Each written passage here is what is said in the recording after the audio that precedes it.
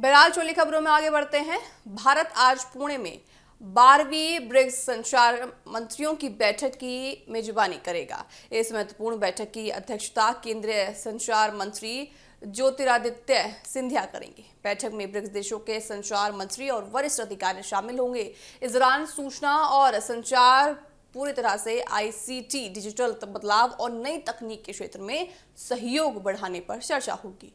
बैठक का मुख्य विषय आपको बताएं कि नवाचार, सहयोग और परिवर्तन रखना है। इसका मतलब ये है कि ब्रिक्स देश मिलकर ऐसी तकनीकों और नीतियों पर काम करना चाहते हैं जो भविष्य की चुनौतियों का सामना करने में मदद करें। बैठक में डिजिटल क्षेत्र को मजबूत बनाने और तकनीक के इस्तेमाल को बढ़ाने के लिए व्यवहारिक सहयोग पर भी विचार किया जाएगा। इसके साथ ही सदस्य देश अपने अपने अनुभव और बेहतर काम करने के तरीकों को एक दूसरे के साथ साझा करेंगे। खास ध्यान आपको बताएं कि खास जो ध्यान है वो डिजिटल परिवर्तन पर रखा जाएगा, ताकि ब्रिक्स देशों के साथ साथ व्यापक ग्लोबल साउथ के देशों को भी नई तकनीक का लाभ मिल सके। आज की दुनिया में इंटरनेट, डिजिटल सेवा, आर्टिफिशियल इंटेलिजेंस और नई संचार तकनीक तेजी से महत्वपूर्ण होती नजर आ रही है। ऐसे में देशों के बीच सहयोग बढ़ाना जरूरी माना गया है।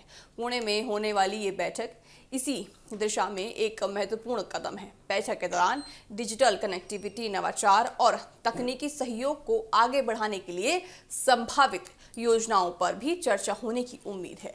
भारत ब्रिक्स के माध्यम से सदस्य देशों के बीच तकनीकी सहयोग और डिजिटल विकास को मजबूत करने पर जोर दे रहा है। बैठक में आपको बताएं कि बैठक में लिए गए फैसले आने वाले समय में डिजिटल क्षेत्र में सहयोगों को नई दिशा दे सकते हैं। खासकर विकासशील देशों के लिए डिजिटल तकनीक को आसान, सुरक्षित और अधिक उपयोगी बनाने पर चर्चा भी होगी। इस बैठक में भारत को ब्रिक्स देशों के साथ अपने डिजिटल और संचार क्षेत्र के संबंधों को मजबूत करने का अवसर भी मिलेगा।